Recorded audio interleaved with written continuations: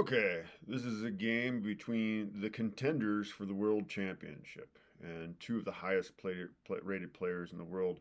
Only Magnus Carlsen is rated higher than these two, and since he is giving up his position as world champion, it will be one of these two, either China's Ding Liren or Russia's Yan Nepo. One of these two gentlemen will be the next world champion, and this is one of their very recent games, or one of their most recent games here. So, yeah, let's go ahead and get into the game. By the way, I will be doing all of the decisive games between these gentlemen over the next couple of years, or over the last couple of years, since again, that is just a preview of the World Championship match. And we do have the Karo Khan on the board, not something I see all that often. This level of play, and I think a lot of times that's because the theory goes so deep here. Now, these guys are playing a 15-minute time control, 15 minutes with 10-second intervals for each time they make a move. So they do gain 10 seconds. So they're probably gaining moves here. Actually, I'm pretty certain they're gaining moves here at first because this is all just known play. That's what that little symbol is, book. Just these are moves that are just known to be very, very strong. Getting the pieces involved early here. One interesting thing with this Karo Khan is you end up with a little bit of a dancing around of the pieces and some strange play on the edge of the board. Not something that you normally see as principled play, but the idea here is actually to trap this bishop. So you must play pawn to h6 is played here. And just normal development, nice strong move, knight to f6 almost always.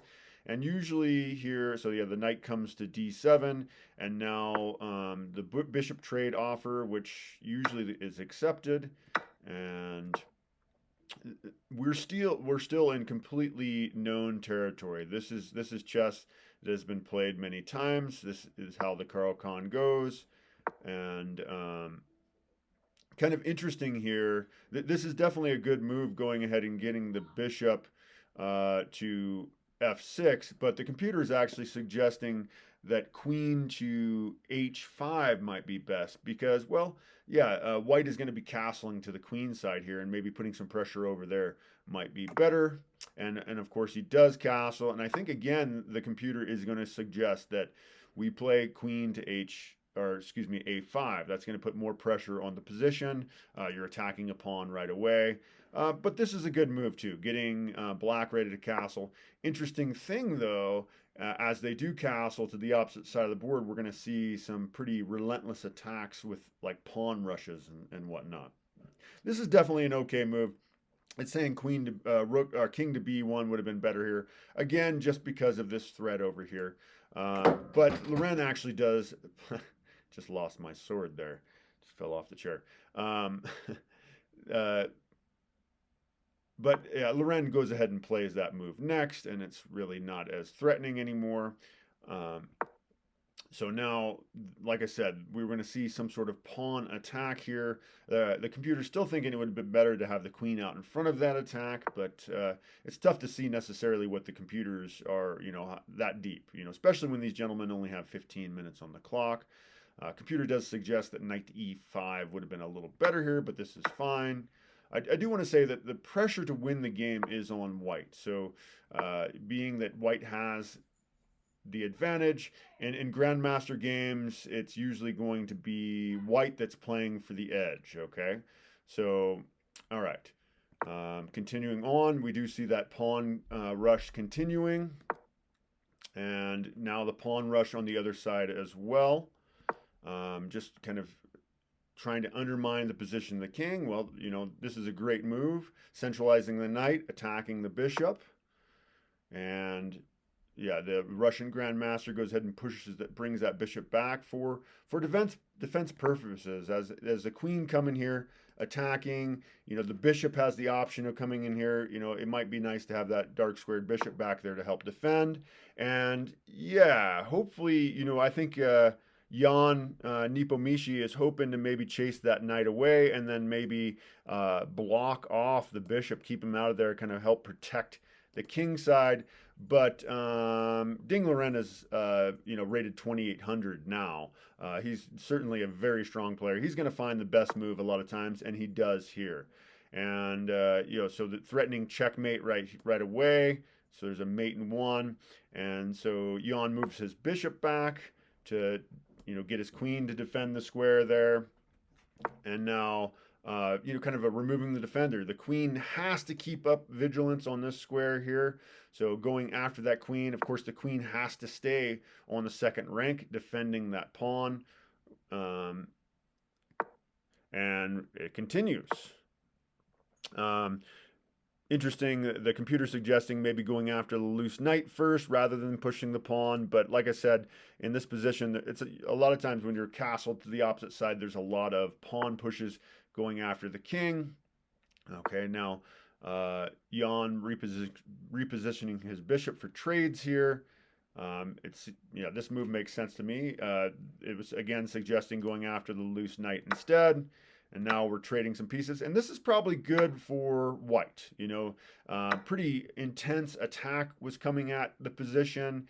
And trading those pieces down does make sense. Black might have had a bit more of an advantage if he would have pulled his bishop back to e7. But I think because of the attack, Jan Nepomniachtchi is happy to trade pieces here. And now just chasing the queen away. Now attacking the knight, and Jan finds the strongest move to defend once again. And now putting more pressure on this knight. We've got two attackers. And of course you can't play a move like that. I just put that as a suggestion. That's not a move you're going to play because you got to think about what your opponent would play in response. And yeah, you would lose your knight if you play that. So repositioning the knight here, and really either square was just as good. So again, the pressure is on white to win the game, and if you play knight there, it's just trading more material, more likely to end in a draw. And I'm pretty sure Jan wanted to win this game. And again, we can see black is probably playing for a draw. King to a1 is played, and the reason why is, the queen could come down here, placing white in check and forcing the queen trade as the knight is defending. So that's why Jan Nepomniachtchi moves his king over. And this move here just, I guess, to protect that pawn, so you don't just lose a pawn for nothing. But maybe, when I did analysis earlier, it was saying that the queen coming back here might have been a stronger move, putting pressure on this, but it looks like also just defending the knight would have been a good idea. And also preventing this move here. So now undermining the castle. So white's castle looks pretty secure up until that point, and now that's definitely a problem. Of course, he's got to capture. That's the best move here. And now knight captures, and there's a serious threat here. The queen's coming to f7 perhaps, or excuse me, h7. Check, you can pick up the pawn. You'd be attacking this pawn with two pieces, maybe threatening the fork of the rook and the queen. So this is not a good situation for the Chinese grandmaster playing black. So he plays this move here, which is a mistake. It's not the best move. He should have just moved his king over, maintaining that pretty nice pawn structure around his king. And this kind of creates a hole in the position, and Jan goes right after it. Jan Nepomniachtchi, going after f7 here. So the rook defends. We got check again. He goes back, and the computer, I think, suggests that this is the best move, but black is going to be happy to play for a draw. He can just dance back and forth all day long, and eventually it's going to be a draw by threefold repetition. So yeah, Jan goes ahead and grabs the pawn here. Like I said, the computer suggests that that's a blunder, but the other variation was just going to be a draw. So this makes complete sense when it comes down to it, picking up that pawn, and it does make a difference later in the game. So attacking the knight here, and the knight really doesn't have any great places to go. This is actually kind of a dangerous square, as it turns out. The computer suggesting that probably rook to g1, defending the knight and maybe putting pressure on g7 would have been a better move here. And so Ding Liren finds this move here, and now the the knight is pinned to the rook. So what do you do here? What move do you play to deal with this? I mean, you can't play rook here as the knight would capture you. So maybe pause your video for a second and think about it. What would you play here? What move would you play?